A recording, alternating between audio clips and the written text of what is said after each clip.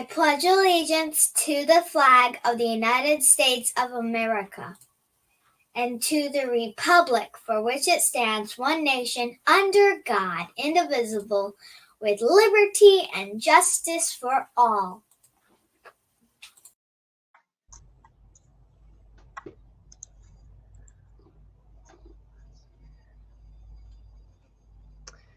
Hello, everyone. Welcome to this week's episode of Restore Freedom Weekly. I hate when this starts with technical issues. Lori, is everything looking lagging to you, or? Not to me, but Okay. Looks like we're going to have to go on Rumble. Okay. All right, so give us a second, everyone. Today is obviously a very important day, and we had a lot going on. I've had a lot of phone calls already from candidates at the polls having issues, and I'm trying to let them know I can answer any more questions right here. So give me just 1 second, because I'm trying to get some information out to one last candidate who's at the polls right now. Okay, Lori, I texted you his number if you could let him know. I could answer it live on the video. And like I said, sorry guys, if you see a lagging or delay on anything, I don't know if it's just on my end or what's going on here. It's not letting me share my screen. That is awesome. I have a whole bunch of information prepared for you guys and ready for you guys today, but if technology doesn't want to work, then I guess. Okay, so, and messages are coming in. Okay, good.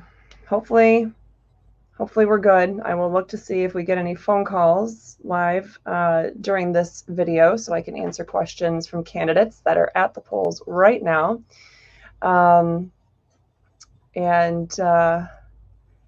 First question already. Can you open carry to go vote? Well, let me be very clear right at the start of this video. Again, if you're just tuning in, stumbled across me, you don't know who I am, I'm Constitutional Attorney Katherine Henry, and this is Restore Freedom Weekly. I think we're on episode 31. And yeah. This is our weekly show that we do at noon on Tuesdays. This week, of course, we are focusing on answering Election Day questions and giving you the Election Day legal cheat sheet, so to speak, because you might be out there as a voter, you might be out there as a poll watcher, a campaign volunteer, a candidate, someone who's collecting signatures for an initiative.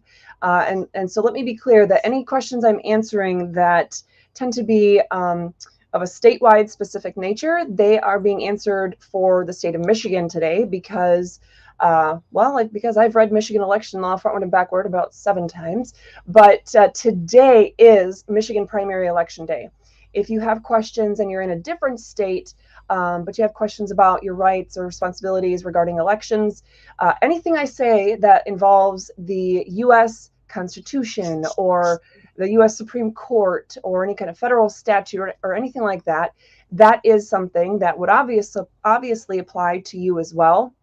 And 3 weeks from today, if I did my counting correctly, is the Florida primary election day. So we may have a similar type of opportunity in 3 weeks as well for at least one more state. Okay, so as we get started here, what I want to do, Kirsten, we are definitely going to answer your question here. I just wanted to see, where did I put it on my, I guess I have to add the document to the stream. Okay, so the quick answer to your question, Kirsten on Facebook, is yes. But let me, for the rest of you wondering what I'm asking, I'm going to answer that in the context of this document that I just shared with you on the screen. Lori, did we get it, the link to this PDF in the description so people could click on it and follow along? Yep. Okay. Yep. So yes, please make sure to open the link for the PDF that's in the description of this video, so you can follow along or print it out if you want to take it with you, or save it to your phone if you're going around to any polling precincts, campaigning, or just voting, or whatever. This, of course, is really meant for campaigning reminders, but there are some things that are just generally helpful for poll watchers, or people just want to vote, or just a member of the public who just wants to sit there and see what's going on. But keep in mind that for the most part, the specifics here are geared to answering questions for people who are campaigning on Election Day. So some basics, I mixed some law with some common sense and other kinds of things, especially if you're a candidate and you've been running for office for months or even over a year at this point, and you're mentally and physically exhausted. You can't even think about what your middle name is at some time. So whether you're in that situation, or maybe you're a brand new kind of campaign volunteer and you're like, oh, I want to do this, but I'm not sure I've got everything or know what I'm doing. This is meant to be an all-around, all-encompassing kind of cheat sheet of logistics as well as law. So I'm starting with, what do you want to bring? Well, you want to bring your petitions. You want to bring pens, petitions if you're gathering signatures for an initiative, of course. Pens if you're getting signatures. I would say bring pens even if you're not, if you're just a candidate or you're there supporting a candidate or an issue on today's ballot. People might want to take notes about something you're saying. So bring some pens. Bring a canopy. You're likely going to be in the sun for a long time. Bring a sign, a homemade sign, or a candidate's pre-printed sign. Hopefully you'd have one of those, but if not, anything. Have signage so they can see where you are and they can approach you and they know what they're coming up to. People often won't come up to a booth or a person that's obviously trying to talk to people if they don't know exactly what it is that you are trying to tell people about. Bring water, plenty of water for yourself, because you don't want to be dehydrated and basically end up being no good to yourself or the campaign you're trying to support. Bring snacks. Again, it's just, you got to keep your body fueled and ready to go. And this one, plastic bags. Bring plastic bags. If you are, whether you're at a polling precinct today because you are trying to get signatures for some sort of initiative, or you're just out there handing out campaign literature outside of the 100 feet, of course, you want to bring some sort of plastic bag. So if you get an unexpected afternoon rain shower, for example, you can quickly tuck your campaign lit or your petitions inside the plastic bag so it won't get ruined, but it's still readily available and people can still be there to talk to you. What are the guidelines? What are your responsibilities? Again, this is in the context of being the campaign volunteer or petition circulator or the candidate. You need to stay 100 feet away. I believe in Florida it's 150, but in Michigan it's 100 feet away from the polling place entrance. And most states do have some sort of regulation like this.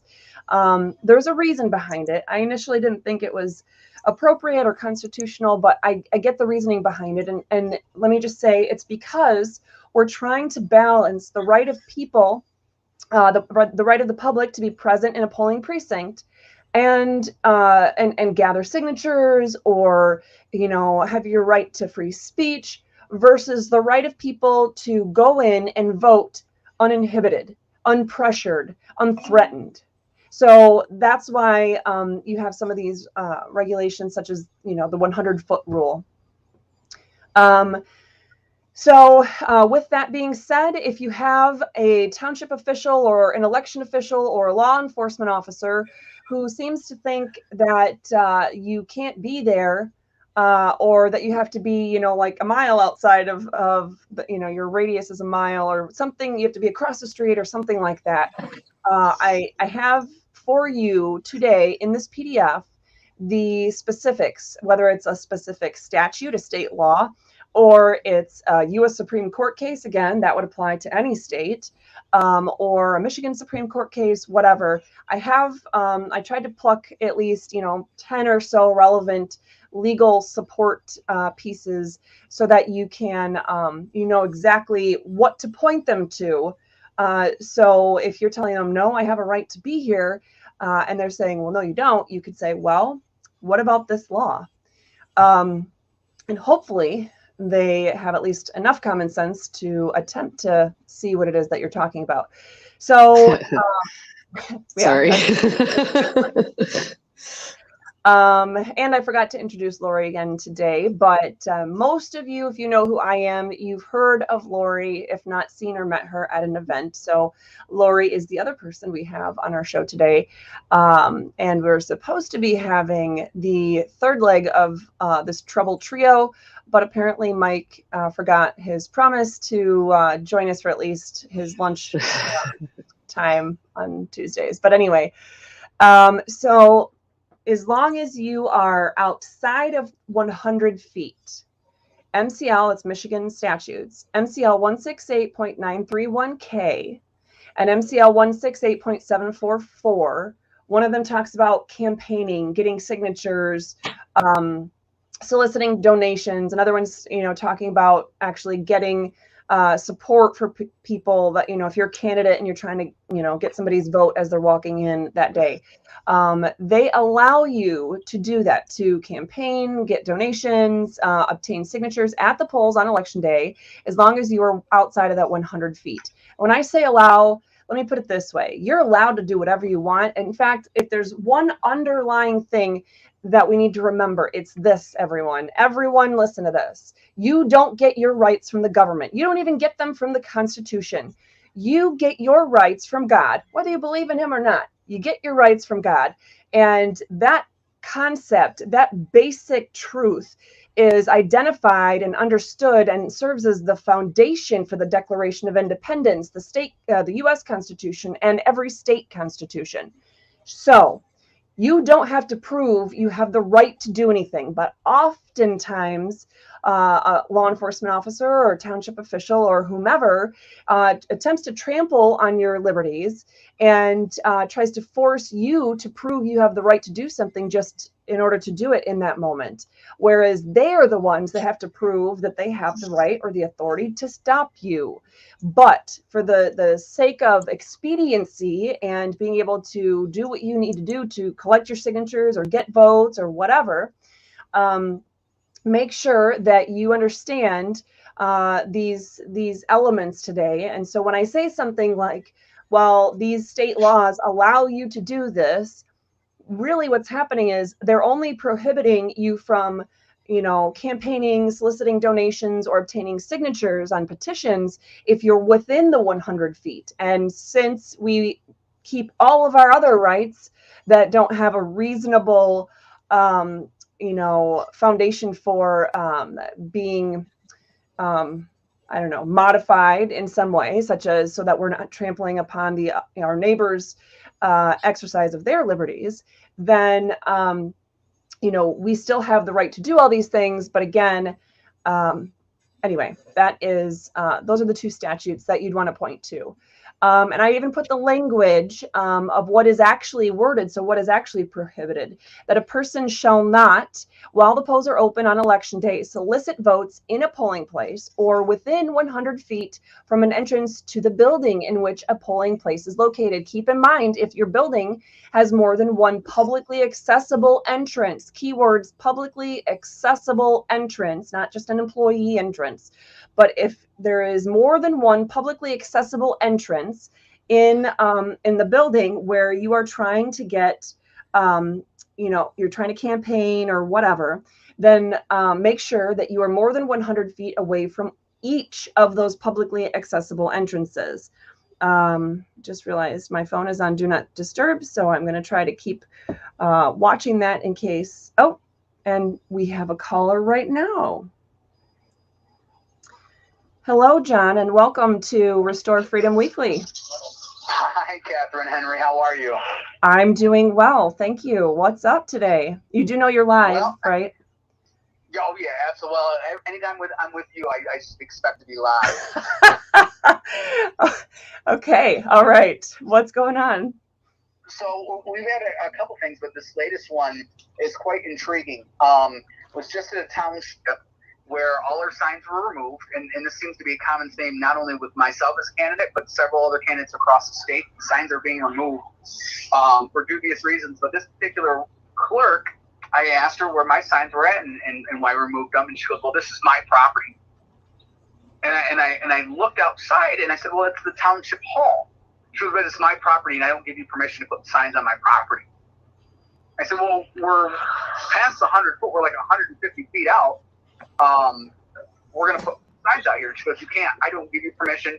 And I'll call it." So that's the conundrum we just ran into. Was, does a clerk have the permission and the ability to deny candidates from placing their signs on there? And then the follow-up question to that would be, must the sign be manned by an actual physically human being for it to be considered a First Amendment right, or can you just place a sign there? Because I seem to be running into that quite a bit too. "Oh, you don't have anybody there, so we took them out." Okay, so we got 2 questions. Lori, were you able to hear that? Yeah. Okay, so hopefully that means all the rest of you were, and I'm not going to repeat his questions. So I think the important thing, let's just make it simple for everybody first and address the question of, let's assume you're on site, you're at a polling precinct, and you have signage, because we just talked about you want to bring signs for whatever reason you're there, to draw people to you so you don't have to chase them down.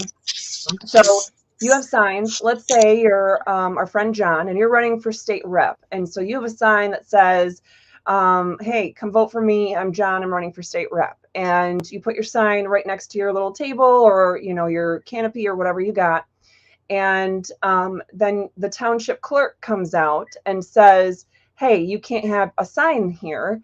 And even though you're past the 100 feet, they say you can't have a sign here. That's got to go.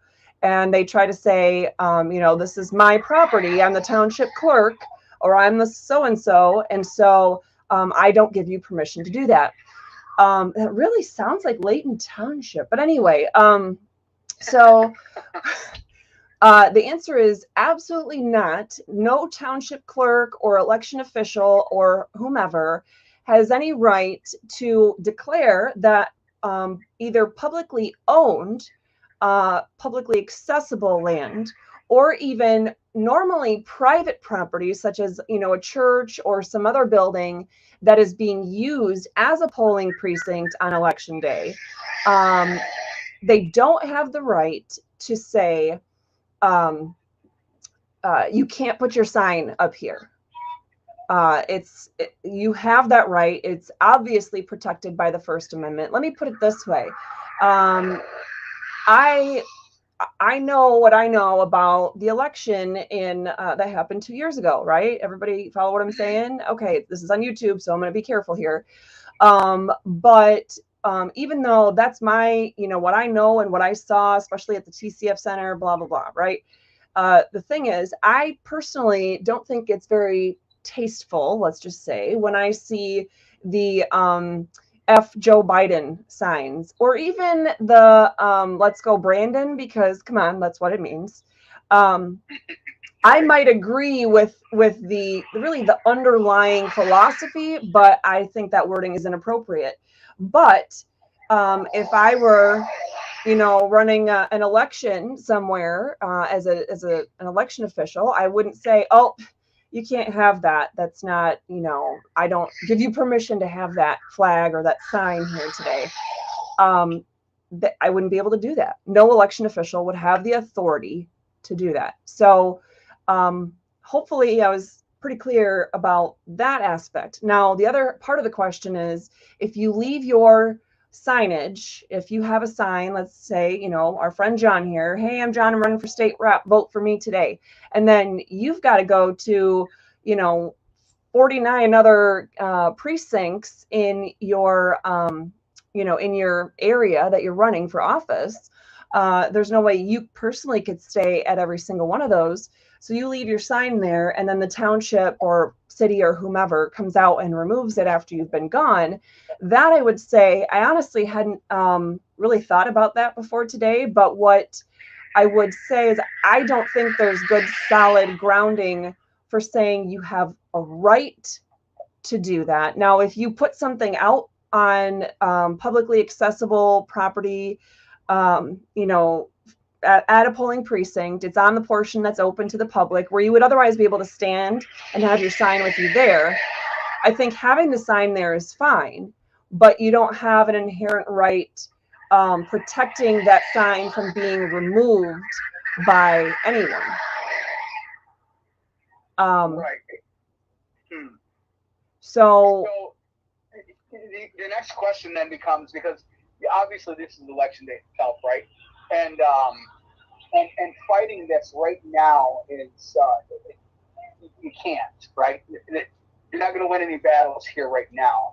But I want to be able to take this further, especially down the road, and clarify ambiguous election law, which we all know is state legislature and Secretary of State only creating that particular law, nothing to do with municipalities of any nature circumventing the state constitution or the election law at all.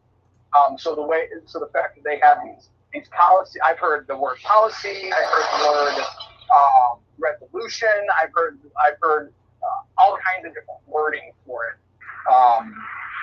Ordinances, I've heard all kinds of different words for it, and I keep saying it, I keep telling them, look, we can't circumvent the state constitution, just like the state constitution can't circumvent the U.S. Constitution. You can't go backwards on that, and you have no right to do so. But this is a battle I can't win right now. I've been able to push the envelope in a couple of them, just on merit alone, but this last one I had was, even brought the county clerk in. He drove up and said, nope, you can't. This is her property, and she's allowed to. And I'm like, okay. Or I've got to go other places. We ended up compromising and putting some signs in a guy's center. That was in, they didn't even let me have some signs. And they wouldn't let me put my big 4x4 sign up there. She goes, no, I don't want the big 4x4 with John and Trump and John and Trump. I only want the small one. She's literally dictating what signs I'm allowed to put out there. Furthermore, when you have people out there, what's that? It's harder to hear. I'm sorry, I couldn't hear you. The election official is trying to dictate which signs you're putting out there when somebody is remaining with the signs. Yes. Oh, yeah, that's not a thing. I mean, they can't do that. Now, let me be clear, because I didn't get this far. I was actually about to get to this point in the video when you called anyway. But one thing you cannot do as a candidate or as a campaign volunteer or someone who's getting petition signatures, you cannot block ingress or egress for voters or poll workers or whatever. So if you have a sign that's the size of, like an entire, city bus, and it's taking up 7 spaces of, parking spaces in a parking lot, that would not be appropriate. If you're putting up a sign where maybe it's a bigger sign that you can see from, the road as you're driving by this polling precinct, but you're putting it up in a way that's not inhibiting anybody's ingress or egress to that polling place, and especially when you're staying with it, the election officials have no right to say, oh, you can have this other sign, but you can't have this sign. That's not, as long as you're outside of that 100 feet. That's what Michigan law requires, and those local election officials cannot add additional restrictions upon that. That's clear as mud to me.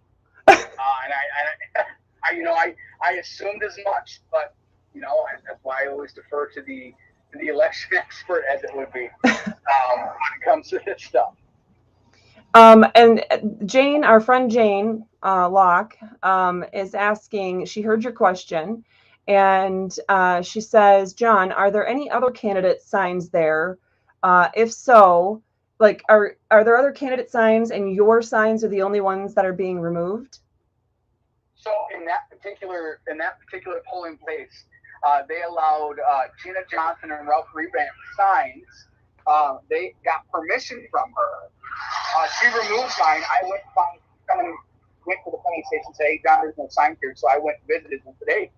I where my signs at? She goes, oh, I removed them because I don't want them on my property. And I'm like, okay, well, can I put them on there? She goes, no. And yet of the other ladies who were great, wonderful ladies I know, they're like, yeah, we have permission. She said we could put them right here. And so when she came out, she was removing Christine Barnes' sign. And when she did that, I said, well, can I have permission? She goes, I don't need permission at all to be on this property for the sign.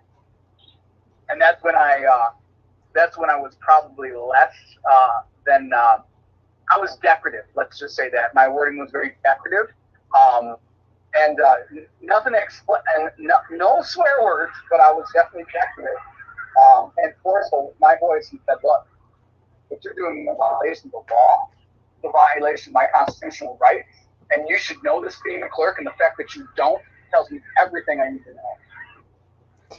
Yeah, so not sure if anybody heard that part, but John's answer to Jane Locke's question is yes, there are other candidate signs out there. In fact, some of his primary race opponents have signs out there, and this clerk is allowing those opponents to have their signs on this property, but she's saying, I'm not going to give you my permission to put your signs out there. So that is definitely not acceptable.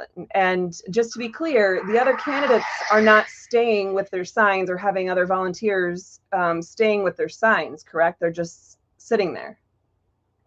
Yeah, they're sitting there. So the exact same thing where a candidate is having a sign and leaving it at a polling precinct displayed for the day without having volunteers stay with that sign. But one campaign is being told, I'm not going to give you permission to leave your sign here, where other campaigns are being told, sure, you can leave your signs here. That is not equal protection. And our Constitution actually does require you to be treated the same for other similarly situated individuals. So yeah, that's an issue. If she had been doing it to everyone, that would be a different story, because, it's not free speech if you're literally not even there. And the whole context of being at a township hall or other kind of area like that, where it's, people traditionally get together and talk and assemble and discuss issues of public concern. Well, generally you're going there to do that. So I could see where they would say, well, you can't leave a sign and, we might remove that, but not if they're going to pick and choose which ones they're removing. Absolutely not. Okay, that's what I needed to know. I've got to get going. I've got another polling place I got to hit. I haven't slept since yesterday, so I think I'm on the 6th or 7th win. I don't know. I put up signs all until 5:30 this morning. Drove my son so he could leave to go back to the Marines, and I've been out here fighting the fires. So I'm going to come to try and stay in my 6th win and hit this other pole and see why they took my stuff down. Yeah, well, and just remember what we talked about with those energy drinks. Don't let them kill you. Oh, not yet. All right, good luck, John. I look forward to talking to you later. Thank you, Catherine. I appreciate it. Yep. Have a great day. Bye. You too. Bye. All right. Let me make sure. Yep. Okay. I did not receive any other calls, but I did literally just moments before coming on live here today, I had 3 candidates call me with issues. And of course, I couldn't handle all those calls at the same time. I'm hoping I talked to one before the show. That was another one. And now I'm hoping the third one will give me a call back here if he would like me to answer whatever his questions were. But at any rate, I see that we did have another question here, just talking about the concealed carry. Let me see. Yeah, so, well, I'm going to just get back to this. Unless, Lori, was there something follow-up from John's call or his questions that I should address, or should I just get back into specifics here? No, I think you covered everything that people were talking about. Okay. So, yeah, so a big thing, just make sure, the point that I was bringing up when I was answering John's questions, make sure that you do not block the ingress or egress for voters, for poll workers. You have the same right to be there that they do, but whether you're there as a campaign volunteer, as a candidate, or even as another voter, you still don't have the right to do something or exercise those rights in that way so that you're prohibiting others from exercising their rights, such as their right to vote. So if you're getting in their way somehow of being able to vote or access the polls as necessary, that's not okay. So this is just my, then what does this really mean? What are the guidelines? You should draw voters in. If you're getting signatures for an initiative, if you're out there campaigning, if you're just a volunteer for a candidate, draw voters in with your signs, with your shirts. Display American flags all over your car and, whatever. Have American flags waving around. Draw them in with your decorations, with your inviting smile, but do not chase voters down. That is definitely a big no-no, because depending on how aggressive you might be with that, you might run into this statute, MCL 168.932A. A person shall not attempt, by means of bribery, menace, or other corrupt means or device, either directly or indirectly, to influence an elector in giving his or her vote, or to deter the elector from, or interrupt the elector in giving his or her vote at any election held in this state.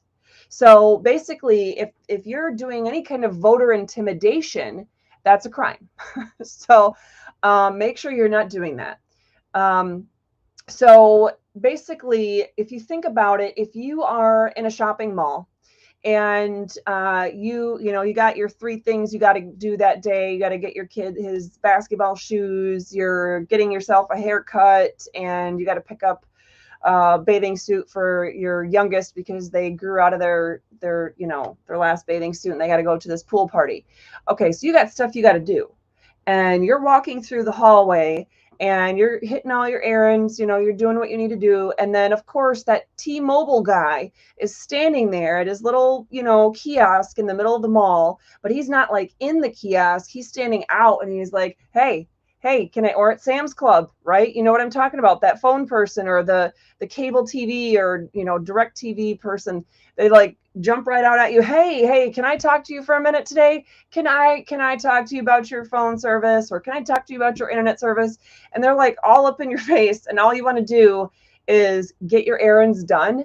That can feel very intimidating. I'd feel uneasy in those situations, and I'm not really afraid of that or afraid of those people, but it's an uncomfortable feeling.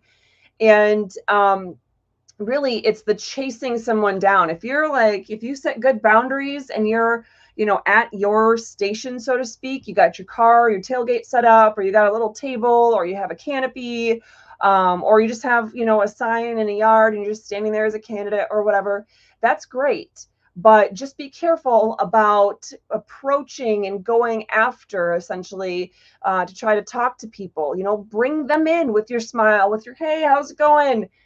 Great day to come out and vote, isn't it? Something like that. But make sure you don't cross a line where you are physically, basically chasing them down, or getting into any kind of exchange with people where they will feel intimidated. All right, so your rights. Know your rights. You are allowed to be on the property. We just talked about that. You are allowed to collect signatures if that's what you're there to do, if you're collecting signatures for an initiative. You are allowed, I will say the Constitution allows you to open carry or concealed carry no matter what state you're in, but let's just be a little on the safe side and talk about specifically Michigan. In Michigan, there is constitutional open carry, and there is statutory concealed carry. So basically, the state of Michigan recognizes, luckily, I guess, your constitutionally protected rights to bear arms, but then essentially limits your right to bear arms that are concealed. And so you have to have a permit for that. You have a right to have your, just the fact that it's a polling precinct doesn't change or negate any rights you would otherwise have in that scenario, whatever the scenario is. So if you otherwise would not have had the right to you know, to carry your firearm for whatever reason. I don't know. You're out on bond and you're facing murder charges and whatever, you know, something like sketchy like that. There's probably a court order that says you can't carry your firearm, and if that's the case, that has nothing to do with it being election day. Being election day doesn't give you additional rights. The caveat to that is what I'm saying here. If you are voting, as many places in Michigan are voting in a private building, a facility that's otherwise privately owned, the portion of that building that is being used for voting purposes has now become public property for that day, for those hours of voting. And only that part of the property that is publicly accessible for the purposes of, you know, election activities. So if you're voting at a church, for example, and the church has a huge campus and only part of it is being essentially rented by the municipality for the purposes of having a voting place, then you can't just go to any portion on their whole campus claiming that it's now like publicly accessible property. No, it's only where the voting would be happening. And any, you know, as going outside, any entrances or parking that would be reasonably tied to using that voting place. You're allowed to talk with people that are there to vote. You are absolutely allowed to talk to people that are there to vote, whether you're there voting, whether you're there as a candidate. You have to do that within the reasonable restrictions that we talked about a little bit earlier. Here's a big one, and this has come up already several times today in various kinds of questions. State election law, the U.S. Constitution, and the state constitution preempt or trump any local election regulations. In fact, municipalities cannot legitimately enact regulations repugnant to the Constitution on any topic or that are in conflict with the law. And I put the references to those sources, those cases. Those are Michigan Supreme Court cases. So those are there for you at the bottom. But then I also want you to take a look at the Michigan Constitution, Article 2, Section 4, that it's the legislature that is the body to enact laws to regulate the time, place, and manner of elections and nominations, including today's elections in Michigan. Those would be leading to the nominations of party candidates, giving the legislature, not a municipality, authority to regulate elections and all that entails. So that invalidates a municipality's attempt at regulating election day activities. So if you have a municipality, if you have a township clerk, for example, that's saying, oh, well, yeah, you have this additional rule or this additional regulation, you know, state law might say 100 feet you have to be away from the door, but we say 150 feet or 200 feet away from the door because we really just want to make sure our voters have the access to get in here. The municipality, the local election official, or whomever it is, they can't do that. It is the state constitution, and quite frankly, the U.S. Constitution requires that the state legislatures do this, but it's the state legislatures that get to control the time, place, and manner of elections.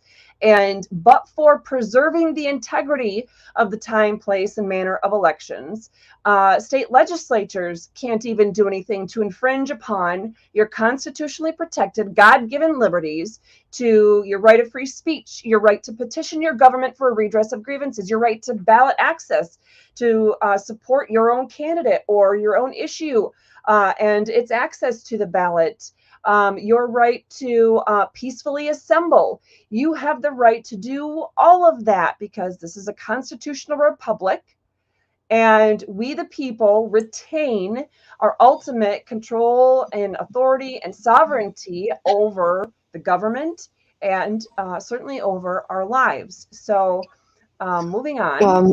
Before you move on, I had somebody message me. They're not able to watch right now, Okay. but their township is using Sharpies and they're bleeding through bad. And the dots on the other side do not line up. So they said that it's okay. Did you have any? Bring your own pens. So people are experiencing issues being at a polling precinct right now, trying to cast ballots, and they are given Sharpies, like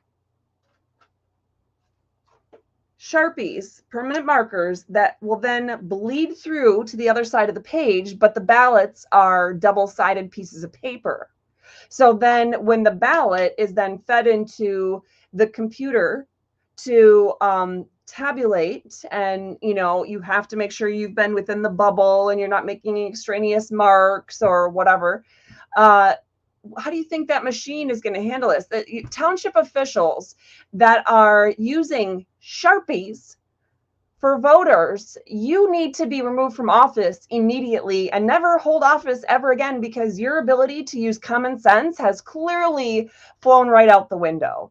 So those ballots are going to be spoiled. They're not going to be counted because the machines they're only capable of doing so much. So if I were you as a voter, I would bring in pens that are not bleeding through. A ballpoint pen, for example, typically the cheap pens will do. Use that to vote, because using a Sharpie or any kind of ink that bleeds through a page when you have a two-sided ballot is never a good idea. And if you're noticing that whatever pen or marker or whatever that you've used or that they've given you is having that issue and is bleeding through, ask for another ballot. Tell them that there's an error on the ballot and it's now causing it to look, you're concerned about the integrity of your ballot, and ask for another ballot. They cannot refuse you to have another ballot. Before you move on again, I don't know if you can see all the comments. Kimberly Bullock maybe, it says there are problems with the machines rejecting Republican ballots in Huron County and not showing a reason. Correctly filled out ballots. I don't know if she's just mentioning that and making it aware, but I think that might kind of step into if your ballot is getting rejected, request another one. Wouldn't that be your first suggestion? Yeah. So if you're still watching, Kimberly, on Facebook, the only thing that people can do, the best thing people can do, is be responsible for their own vote in that time, right? So if their ballot is showing as being rejected by the machine, then they need to ask for another ballot. And if the machine is, I know that evil can do a whole bunch of things, but I quite honestly have never heard of the machines automatically just rejecting the Republican ballots. Typically, when we have those kinds of fraudulent voter issues, it's when the human element is involved, or recounting or doing whatever, mismanaging the results in the end, the tallies or whatever. But as the machine is accepting ballots, I don't know what that issue would be, and I don't have the technological expertise to figure out anything to do with that. Certainly, if there's an issue that's brought up later, or even today, specific talking about the laws on something, I can certainly, answer the constitutionality or legality of a situation involving that, but not I'd say the logistics. That's not my expertise or forte. Let's see. Did you have? I think you covered. Oh, there's a new one on Facebook that kind of brings up a follow-up to their experience. But other than that, I don't think there's any specific questions. Okay, no, you said no specific questions because it's not letting me see all the rest of. And there's somebody on Facebook said they had all three of 3 of their ballots were rejected. They used pen, marker, and pencil. Now, Jane mentioned black ink pens only. Yeah, that's not a concern. You can use blue ink. You can, typically I would stick with blue or black because the darker inks are what the machines are trained, I guess, to really see. But as far as Joe on Facebook talking about having the ballots rejected, I'm not sure. I mean, I would say you need to, you've already left, so I really don't know what recourse you would have in this particular moment, or what you did about it, but I would make sure to demand another ballot to vote, because sometimes it's, a barcode on the ballot. It's, some sort of other like defect in how that particular ballot was printed. Whatever, it could be a fluke, but you have the right to have your ballot counted. So I would demand another ballot. And keep in mind, I would hope the vast majority of these election workers are not there trying to deny your rights, but, and certainly they're not necessarily the ones responsible for any kinds of issues or sabotage even on having ballots accepted by the machines or whatever. I would like to think the vast majority of poll workers are simply there just doing their part to serve in that role to keep our system functioning. And so, if you have an issue like that, and I say demand another ballot, I would say, you could do so respectfully and kindly and just walk up to the nearest poll worker and say, I'm sorry, but I'm having an issue. Could you, help me figure out if there's something that we just need to do quickly with the machine, or if I just need to get a new ballot, but I need to make sure my ballot is counted.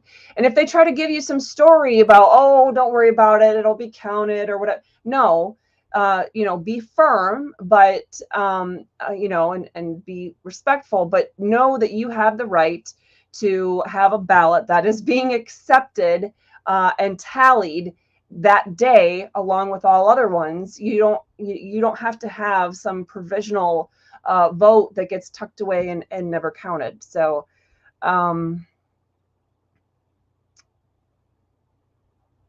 let's see. I think that gets all the questions, current questions. Okay. And I guess, Joe on Facebook with the follow-up comment about the gentleman that he had 3 different ballots that he tried. They were all rejected. I would say he needs to record, write it down exactly what happened. And he needs to bring that to the attention of, I'm not even off the top of my head, I'm not sure. I would say the actual clerk for that, if it's a township, then the township clerk, and possibly also the county clerk, and maybe even the prosecuting attorneys and sheriff's office. Let me bring something up to share with you guys. So again, in Michigan state law, prosecuting attorney, if there is something that's happening where your rights are actually being violated, where the law is plainly being violated by an election official or even by just other citizens, somebody is, threatening you or menacing you or whatever, in getting in between you and your ability to exercise your rights lawfully, then I want you to know Michigan election law MCL 168.940 is it's called prosecuting attorney duty to prosecute. It is hereby made the duty of every prosecuting attorney, whenever he shall receive credible information that any such offense has been committed, to cause the same to be prosecuted. So they say such offense. That's really crappy that the wording they're doing there, because this is a standalone provision. But basically, if there's anything, if there's a law, an election law being violated, the prosecuting attorney has the duty to prosecute. and peace officers' duty to institute proceedings. MCL 168.941, it is hereby made the duty of any police, sheriff, or other peace officer present and having knowledge of any violation of any of the provisions of this act to forthwith institute criminal proceedings for the punishment of such offender. So again, if somebody is violating your rights, they're violating state law, then I would report it to the law enforcement, whose jurisdiction it is. Okay, so getting back to, let's see, here we were. Okay, so again, if you want to know some of your rights, if you want to be able to have in your hand some of the most relevant provisions that might come up to make sure that you are being able to campaign or collect signatures or whatever, just checking in to make sure I don't have any other questions. I don't see any right now.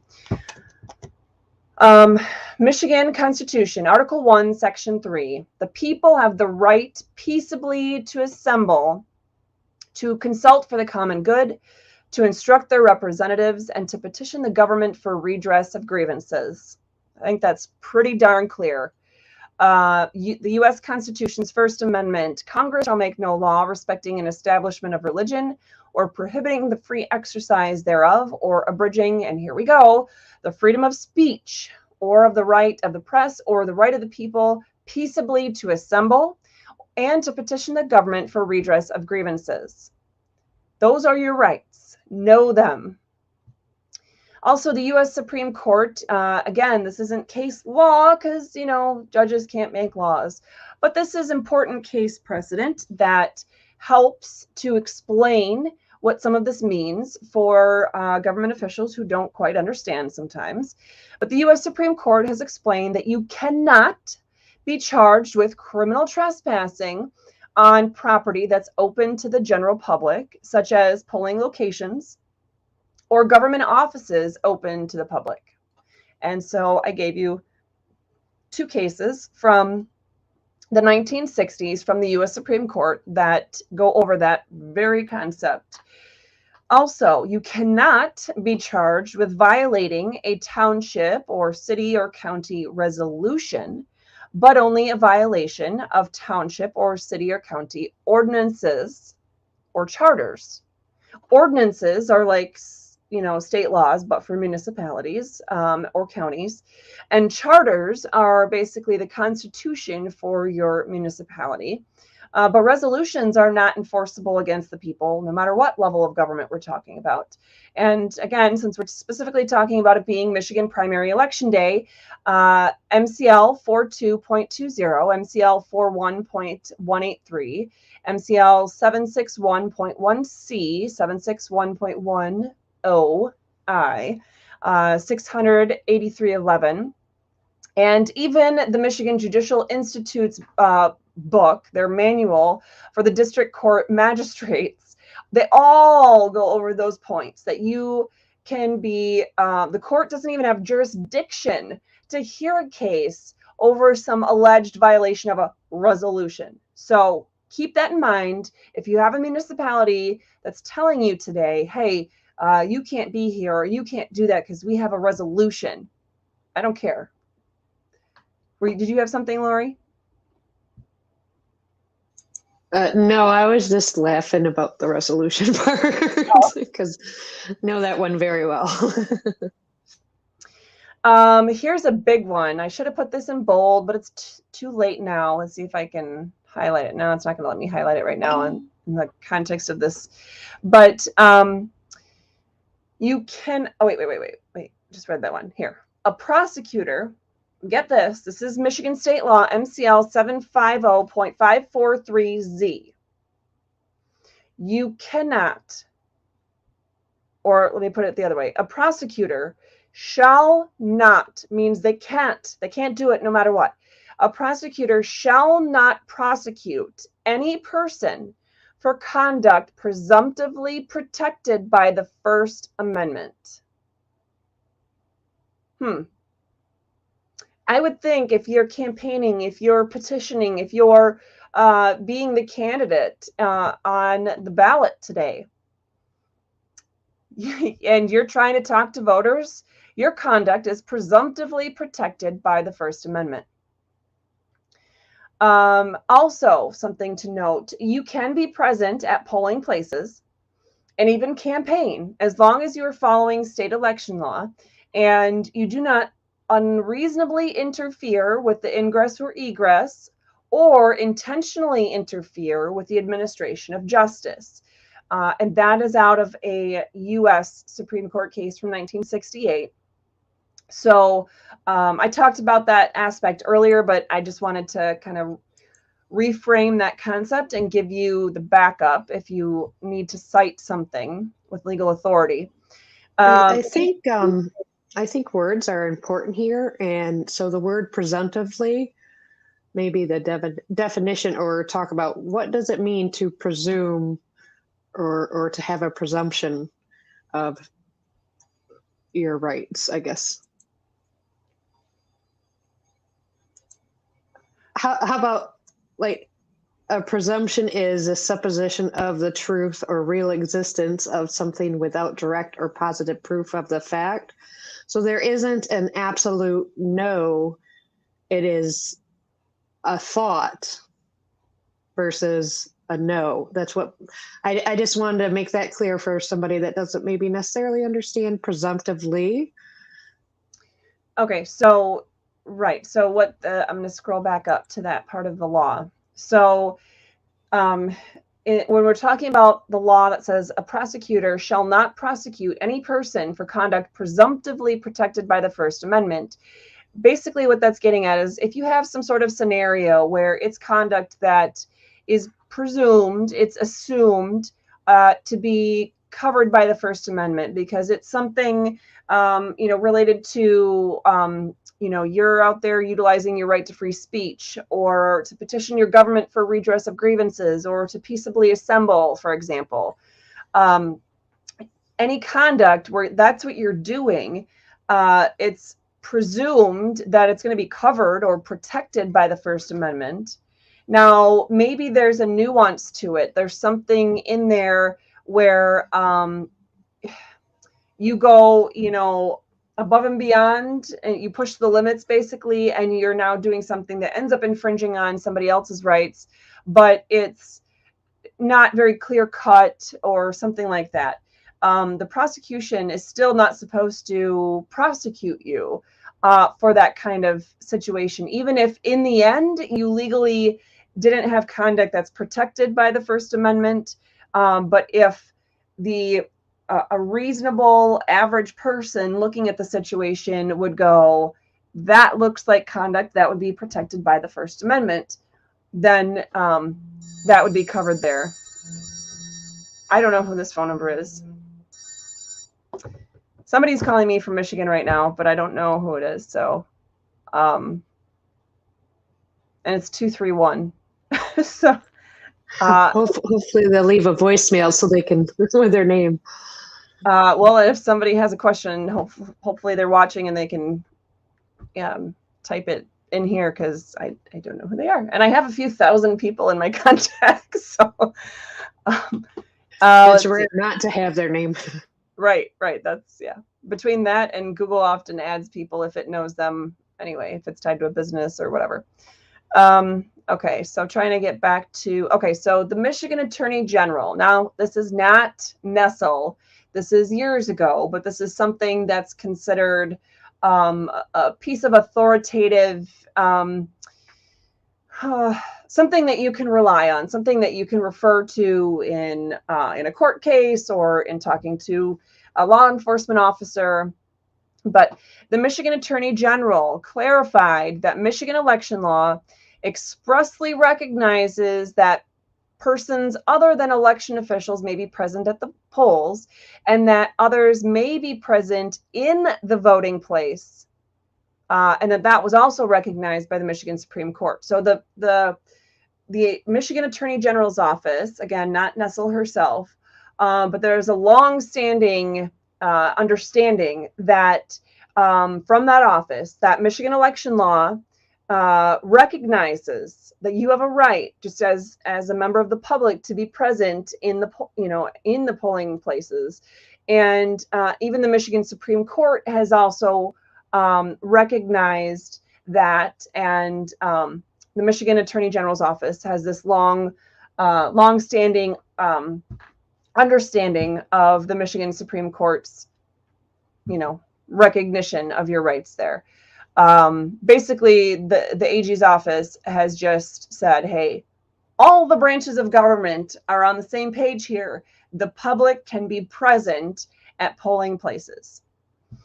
And the rights of the public to be present, didn't realize I was going to read that next, even during the actual casting of a ballot inside the polling room, let alone outside, is undeniable. And again, that's the Michigan AG's office that has not been contradicted or undermined or argued with by the office in any subsequent attorney generals in Michigan. Speech, and this is just kind of getting to some of the key,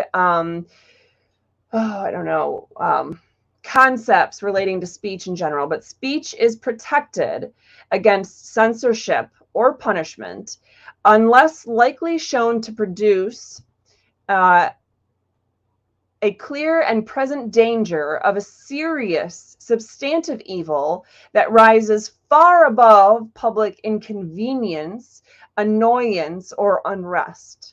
And the reference for that is down at the bottom here. The U.S. Supreme Court in 2 different cases.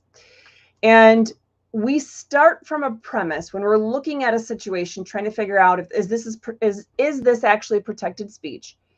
We start from the premise that peaceful, petitioning or campaigning or whatnot in a location open generally to the public is protected because streets, sidewalks, and parks and other similar public places are so historically associated with the exercise of First Amendment rights that access to them for the purpose of exercising such rights cannot constitutionally be denied broadly and absolutely. So that is the U.S. Supreme Court saying how inherently important it is that you have access to these public places for the purposes of utilizing those rights that are protected by the First Amendment.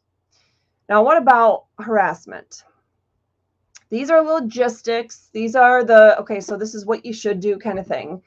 I've already talked about what your rights are. If anyone harasses you, respond kindly or simply ignore them. I have to give credit to a friend of ours, Scott Ardner, who was, I believe, in a mire at one point early in 2020. And someone was, I'm trying to remember exactly the scenario now, but I believe that he was there with his boys shopping, getting groceries, whatever. And this guy approached him and basically was trying to yell at him about not having a mask and, that he's causing harm because he's not having a mask on, etc. And Scott, in that moment, kept his cool with his 2 young boys there. I mean, young. And he was able to take the opportunity to make it a conversation. And again, if I'm remembering this correctly, it was right in that moment at the end of this conversation that this man decided to take off his own mask, realizing the medical and scientific reasons for doing so, supporting that position. So anyway, the point is, even in the most heated of situations where your most basic rights are under attack, you can remain cool, but firm in your stance, and through kindness, turn people over to the truth. It does happen. And our friend Scott is a great example of that. If you feel like you're just simply not able to do that calmly and kindly while maintaining that firmness on your rights, then just simply ignore somebody who's there harassing you because you have the right to be there. However, if you feel the situation is escalating beyond control, I would say if you're petitioning or campaigning or whatever, pick up your campaign lit, pick up your petitions, do whatever. and walk away. Pick up your stuff and move if it's getting out of control, so that you're not wasting the time having to deal with that individual, having to deal with law enforcement if they're coming to show up. I mean, you're just out there doing what it is that you want to do, is gather signatures if you're there for that, or garnering votes for your cause or your preferred candidate. If the harassment is violent or criminal, call the police immediately. Get somebody there that can handle the situation while you do what you're there to do. Now, if you are at a polling place for any kind of signature gathering, any kind of initiative, petition, I wanted to point out something that is different. For example, between, say, a constitutional amendment versus a recall petition. This is examples about jurisdiction, just something to be cautious of. There's probably not a lot of you out there circulating petitions now, at least not that I know of, but there could be some. And if they're not now, it could be in the future. This is not just for election day, but just something I wanted to throw out there, that an amendment, constitutional amendment petition, for example, our Restore Freedom initiative that we were doing in 2020, it was organized by county. You had to keep the same county, but it didn't matter about township or city. Those could be mixed up on the same sheet as long as each voter was in the same county. However, petitions like the Recall Whitmer petitions, those were organized by township or city. It's a lot more to deal with. But you had to make sure that everybody signing that petition sheet was all on the same. They were all registered to vote in the same municipality. So anyway, just little tail end things I wanted to throw out there to make sure you were aware of. And I'm going to double check here. It looks like we've answered all the questions that we've gotten in other places. Is that right? Lori? Yeah. I was having a hard time with my mic or with my mouse. Yeah, I didn't see any new questions come in, and I haven't had any come in. Okay. Here. Well, we at Restore Freedom, thank you for tuning in today. I hope that this was useful to you to be able to understand some of those basic legal and constitutionally protected rights that you have with regard to campaigning, voting, and everything election day.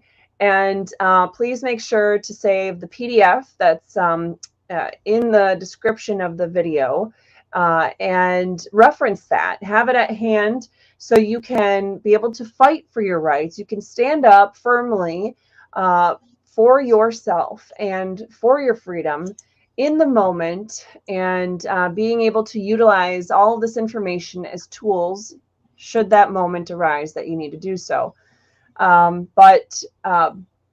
Please keep in mind this video is going to be shared on many social media platforms, and of course will remain on YouTube and Facebook and Rumble, as it's been streaming as well. And I may not necessarily timely see any further questions that come in.